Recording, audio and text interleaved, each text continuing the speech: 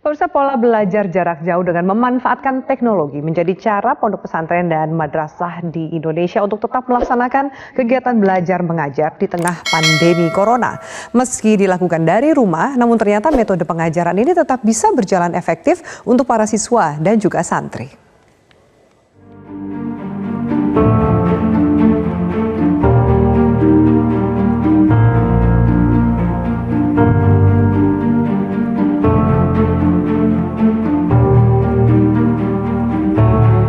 Dampak virus corona yang melanda Indonesia turut dirasakan oleh dunia pendidikan. Di tengah penyebaran wabah virus corona, kegiatan pembelajaran di beberapa pondok pesantren dan madrasah di Indonesia masih terus berjalan dengan menerapkan sekolah digital kepada para santrinya. Pesantren merupakan salah satu titik rawan potensial penularan COVID-19 karena dikenal sebagai lembaga pendidikan asrama yang memiliki santri berjumlah banyak. Sebagai contoh, di Pondok Pesantren Al-Fatah Temboro, Magetan, Jawa Timur, sebanyak 14 santrinya positif terkena virus COVID-19.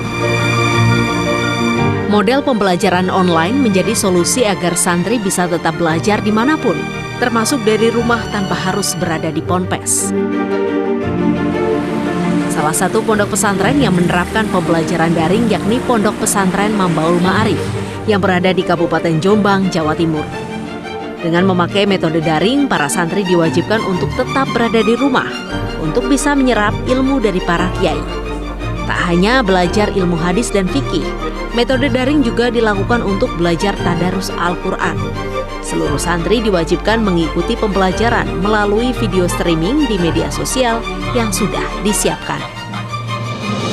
Virus COVID-19, jadi para santri diliburkan, jadi kalau mau mengaji bisa via online yang disediakan di YouTube atau Facebook atau di Instagram di masing-masing pondok pesantren. Jadi kalau misalnya pondoknya libur tapi ngajinya tetap berjalan.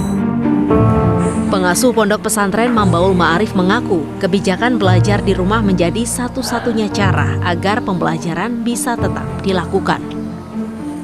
Di pengajian online ini memang diperuntukkan untuk semua santri yang sekarang pulang di rumah masing-masing untuk mengikuti pengajian. Memang ada di beberapa kendala teman-teman santri wilayahnya yang memang kesulitan sinyal atau tidak mempunyai alat teknologi yang mendukung, sehingga kita memang dalam pengajian itu menyiapkan di media itu kan tersimpan, tidak tersimpan sehingga santri bisa mengikuti nantinya kalaupun bisa diikuti. Hal yang sama juga dilakukan di sekolah madrasah dengan menerapkan belajar daring dari rumah. Dengan menggunakan metode pengajaran secara daring, kegiatan belajar rutin yang sudah terjadwal tetap bisa dilakukan secara efektif, meski tanpa harus bertatap muka langsung. Dari Jombang, Jawa Timur, Amir Zaki, Metro TV. Dan pemirsa, untuk membahas upaya modernisasi ngaji di tengah pandemi, sebagai pembuka langsung saya akan bertanya kepada Menteri Agama yang sudah tersambung via online. Pak Fakhrul Razi, selamat malam. Assalamualaikum. Waalaikumsalam warahmatullahi wabarakatuh. Ya, Pak Menteri Agama, apa kabar? Semoga sehat selalu ya, Pak. Sehat, alhamdulillah. Mudah-mudahan teman-teman Metro TV juga sehat. Alhamdulillah, amin, insya Allah, Pak. Pak Fakhrul Razi, kita bicara soal upaya modernisasi belajar nih. Sebelum kita membahas situasi saat ini juga ada tantangan berat, yaitu di tengah pandemi corona. Bagaimana Pak Menteri melihat proses belajar mengajar di pesantren dan juga madrasah secara keseluruhan di Indonesia?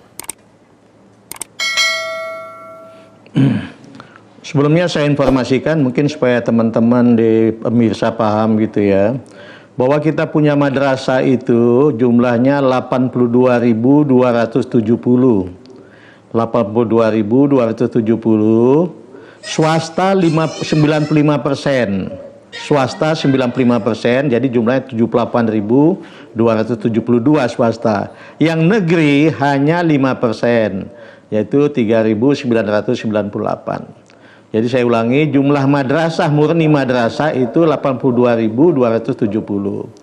Tapi kalau ditambah dengan madrasah-madrasah kecil yang ada di pesantren, itu jumlahnya 300 ribuan. Jadi kalau dijumlah hampir 400 ribu madrasah yang ada di kita ini. Jadi untuk dipahami bersama supaya teman-teman paham bahwa itu bukan angka yang kecil gitu ya. Kalau jumlah siswanya kalau madrasah saja lebih kurang 10 juta. Kalau ditambah dengan santri pondok pesantren, ya mendekati 30 juta lah semua jumlahnya gitu ya. Jadi bagaimana kita menghadapi tiba-tiba belajar jarak jauh yang kita sebetulnya belum siap karena dipaksakan oleh situasi untuk bisa memberi pelajaran kepada lebih kurang 30 juta siswa. 30 juta siswa dilakukan pembelajaran jarak jauh yang sebelumnya kita tidak siap. Nah, itulah yang terjadi. Tapi kita sama-sama berusaha untuk memaksimalkan itu apa yang dapat kita lakukan sehingga ya meskipun terdadak kita masih bisa buat bermacam-macam metode untuk bisa melakukan mereka tidak di rumah, tidak hanya penganggur saja, tapi mengikuti bermacam-macam kegiatan yang kita siapkan. Antara lain mereka kita sarankan bisa masuk ke channel yang disiapkan oleh Dikbud melalui TVRI, mereka bisa mengikuti di sana. Kita juga siapkan di tiap hari Senin sampai dengan Jumat pada sore hari siar Ramadan.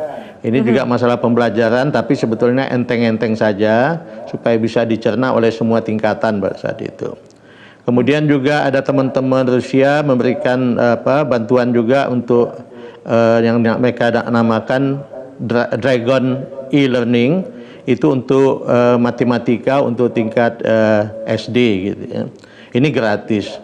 Itu antara lain dapat kami lakukan dalam situasi mendadak. Memang kita agak tidak gampang menatanya itu karena tidak semua siap dengan media-media yang dibutuhkan untuk kegiatan-kegiatan tersebut. Mungkin itu sementara saya sampaikan. Pak Farrozi, kalau Anda katakan tadi angkanya kurang lebih siswanya antara madrasah juga ditambah dengan santri sekitar 30 juta. Dengan program-program yang tadi Pak Menteri sampaikan, sebenarnya apakah sudah ada evaluasinya? Berapa persen yang mampu melaksanakan kegiatan belajar dengan ideal yang baru di tengah situasi seperti ini dari angka 30 juta yang tadi Anda sampaikan? Kalau ideal belum, masih jauh ya. Memang akan kita benahi terus. Pada saat kita bertemu juga dengan teman-teman dari Komisi Anak Indonesia, mereka juga merasa bahwa memang perlu dirumuskan sebuah kurikulum yang berlaku selama pandemiknya COVID-19 ini, dan memang sedang kita rumuskan bersama dengan Dikbud ya. Karena kembali kita memang belum siap lah katakan ya. Karena tiba-tiba kita dipaksakan oleh situasi harus melakukan pembelajaran jarak jauh. Insya Allah akan segera kita benahi pelan-pelan kita tingkatkan. Memang tidak bisa mencapai yang ideal yang kita maksudkan lah gitu. Oke, baik. Pak Menteri, saya akan ke Prof. Azra. Prof. Azra sebagai cendekiawan Muslim dan juga pakar pendidikan. Bagaimana Anda melihat ini kan ada upaya yang dilakukan Kementerian Agama untuk tetap melaksanakan proses belajar mengajar dengan situasi seperti ini. Itu dari santrinya gitu. Tapi kan ini juga ada guru, ada orang tua, ada sekolah madrasah atau juga pondok pesantren yang terlibat lebih jauh. Apa catatan Anda, Pak Azra? Ya, terima kasih. Saya kira ini memang masalahnya cukup berat ya bagi madrasah dan pesantren. Karena apa? Tadi seperti yang dibilang oleh Pak Menteri, 95% madrasah itu milik swasta. Kebalikan dari sekolah dasar. Sekolah umum itu 90% lebih itu milik negara, pemerintah. Kalau ini 95% itu milik masyarakat. Nah, kalau milik masyarakat, ada yang madrasah itu mutunya ketinggalan. Karena madrasah itu sendiri ada yang di pesantren. Kalau di pesantren besar, maka madrasah itu lumayan bagus. Tapi kalau pesantren itu oleh yayasan, oleh perorangan, begitu bikin madrasah, maka kemudian bisa dibayangkan mutunya itu ya susah. Jadi oleh karena itu saya kira PJJ sekarang, proses pembelajaran jarak jauh ini susah diikuti, bukan hanya oleh madrasah tapi oleh juga sekolah. Tadi Pak Menteri juga mengutip KPAI misalnya. Di KPAI itu misalnya 80% anak-anak sekolah yang disurvei, 80% sekitar itu itu nggak bisa belajar, nggak menyenangkan belajar melalui pembelajaran jarak jauh, melalui daring ini dalam jaringan. Apalagi kemudian kondisi madrasah ini itu memang tidak sebagian besarnya saya kira nggak terjangkau oleh jaringan. Jadi ada masalah di situ, misalnya penyediaan internetnya, tidak ada wifi. Ya misalnya karena madrasah itu seperti yang tadi saya katakan, banyak di antara madrasah itu hidupnya ngos-ngosan. Karena disokong oleh hanya individu tertentu, atau beberapa orang tertentu, atau yayasan tertentu yang memang kondisinya sekarang ini dalam keadaan sulit seperti ini, ya tidak bisa menyediakan fasilitas internet itu, tidak bisa. Kemudian juga saya kira pemerintah kita itu kurang memberikan perhatian, tidak mensubsidi. Saya nggak tahu kebijakan Kementerian Agama persisnya. Apakah Kementerian Agama misalnya menyediakan mensubsidi misalnya untuk pulsa misalnya. Itu juga masalah. Yang kedua, kebanyakan anak-anak madrasah, anak madrasah itu misalnya tidak punya Android. HP-nya mungkin HP yang sudah ketinggalan, jadi tidak bisa mengakses. Nah, oleh karena itu kita lihat di TV, termasuk di Metro TV, ada guru yang keliling-keliling dari pagi sampai siang sampai sore. Karena apa? Karena anak-anaknya itu tidak bisa mengikuti pembelajaran jarak jauh karena internet nggak ada, atau karena HP-nya tidak bisa mengakses, bukan HP Android. Jadi inilah yang jadi masalah. Saya kira kalau pemerintah serius, maka kemudian termasuk Kementerian Agama itu membuat pusat-pusat belajar katakanlah di kelurahan atau di sekolah yang kemudian difasilitasi internet sebanyak-banyaknya, sememadai mungkin. Saya kira jangankan anak-anak madrasah tingkat ibtidaiyah, anak-anak mahasiswa saja kedodoran itu dalam soal pulsa, nggak bisa mereka. Kedodoran nggak bisa. Oleh karena itu beberapa universitas mensubsidi mahasiswanya. Seperti Universitas Muhammadiyah, Perguruan Tinggi Muhammadiyah, misalnya seluruh Indonesia, itu mensubsidi lebih dari 36 miliar untuk pulsa belajar melalui jaringan itu.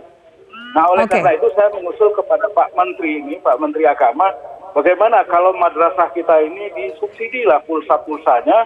Yang kedua, meningkatkan kerjasama dengan provider seperti Telkomsel atau yang lainnya. Dan kemudian mungkin juga pemerintah menyediakan misalnya handphone sederhana yang Android yang relatif murah, itu bisa disediakan, diadakan paketnya, atau mungkin dilakukan gerakan bersama filantropi untuk mengumpulkan sumbangan HP Android untuk anak-anak kita ini supaya mereka bisa belajar. Prof. Azra, kita harus jeda, nanti juga apa tanggapan dari Pak Menteri Agama, Pak Fahrul Razi, atas tadi saran dan juga kritik Anda, karena juga yang tadi Anda sampaikan soal subsidi kuota dan kemudian juga mungkin pusat belajar itu masuk dalam 9 rekomendasi yang disampaikan oleh KPAI. Selengkapnya pemirsa akan kami hadirkan sesaat lagi.